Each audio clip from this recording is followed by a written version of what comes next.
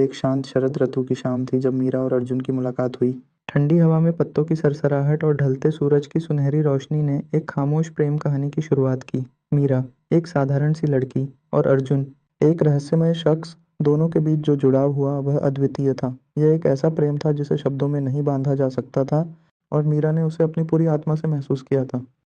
कुछ ऐसा था जो मीरा को अजीब सा लगता था, लेकिन वह कभी भी इससे अनजान नहीं रह पाई।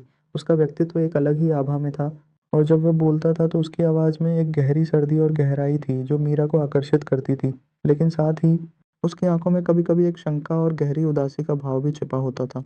मीरा को ऐसा लगता था जैसे वह कुछ छुपा रहा हो, लेकिन फिर भी वह उस पर विश्वास करती थी। उनका प्यार धीरे-धीरे पंख फैलाने लगा, लेकिन इसके साथ ही एक गहरी चिंता भी मीरा के दिल में घर कर गई थी।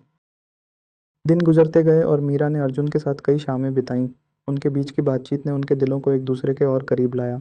लेकिन जैसे-जैसे समय बीत रहा था, मीरा को यह एहसास होने लगा कि अर्जुन के भीतर एक रहस्य छिपा है, जो उसे किसी न किसी रूप में परेशान कर रहा है। वह अक्सर अपनी नज़रों को दूर घुमाता, और कुछ अजीब-सी खामोशी उसे घेरे रहती। मीरा की आत्मा उससे जुड़ी हुई थी, लेकिन वह समझ नहीं पा रही थी कि अर्जुन के अंदर ऐसा क्या था, जो उसे बार-बार डर और चिंता में डुबो देता था। एक दिन जब वे दोनों जंगल के पास सैर कर रहे थे, अर्जुन अचानक गंभीर हो गया। उसके चेहरे पर एक गहरी उदासी थी, और उसकी आंखों में कुछ ऐसा था जो मीरा ने पहले कभी नहीं देखा था। एक अजीब सा सन्नाटा था, और मीरा के दिल में एक हल्का डर समा गया। तभी अर्जुन ने अपनी छाती पर हाथ रखा और उसे कुछ बताया, जिसे सुनकर मीरा का दिल दहल गया। अर्जुन ने कहा कि वह किसी भयंकर श्राप से जूझ रहा था, जो वर्षों से उसके परिवार को तंग कर रहा था, और अब उसे खुद को भी परेशान कर रहा था। लेकिन इस श्राप का असर सिर्फ उसे नहीं बल्कि मीरा को भी हो सकता था। अर्जुन ने उसे पूरी बात बताई कि किस तरह से वह एक ऐसी शक्ति से लड़ रहा था जो समय के साथ और भी ताकतवर हो गई थी। यह एक शाप था जिसे अर्जुन और उसके परिवार ने अपने अतीत से झेलने की कोशिश की थी, लेकिन अब वह अंधेरे से भागने में असमर्थ था। मीरा को उसकी बातों में एक सच्चाई महसूस हुई, लेकिन उसे विश्वास नहीं हो रहा था कि उसका प्यार किसी श्राप का शिकार हो सकता है। जंगल में अचानक ठंडी हवा चलने लगी और एक घना अंधकार फैला। मीरा को यह महसूस हुआ कि अब कुछ गड़बड़ है, और उसकी घबराहट बढ़ने लगी। अर्जुन ने उसे जल्दी से वापस लौटने का सुझाव दिया, लेकिन मीरा को यह महसूस हुआ कि कुछ गलत होने वाला था। तभी एक अजीब साया उनके सामने प्रकट हुआ। उसकी आकृति विकृत और डरावनी थी, और उसकी उपस्थिति ने मीरा को भयभीत कर दिया।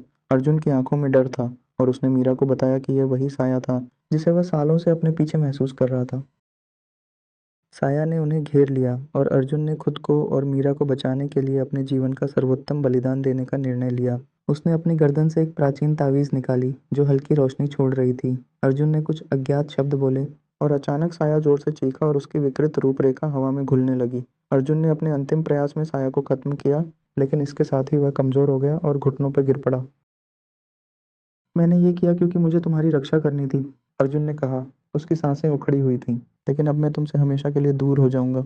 मीरा की आंखों से आंसू बहने लगे, और वह अर्जुन के पास दौड़ी। उसने उसे अपनी गोदी में थामा, लेकिन अर्जुन की आंखें बंद हो चुकी थीं। उसकी मृत्यु के बाद जंगल अब शांत हो गया था, और साया गायब हो गया था। लेकिन मीरा को यह एहसास हुआ कि अर्जुन ने उसके लिए सब कुछ कुर्बान कर दिया था। उनका प्यार, जो कभी आशीर्वाद जैसा लगता था, अब एक शाप बन चुका था।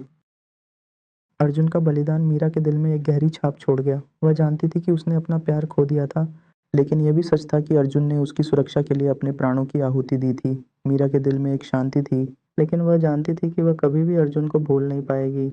उसने उसे खो दिया, लेकिन उसकी यादें, उसकी मोहब्बत और उसका बलिदान हमेशा उसके साथ रहेगा। यही थी मीरा और अर्जुन की कहानी, एक ऐसी प्रेम कथा जो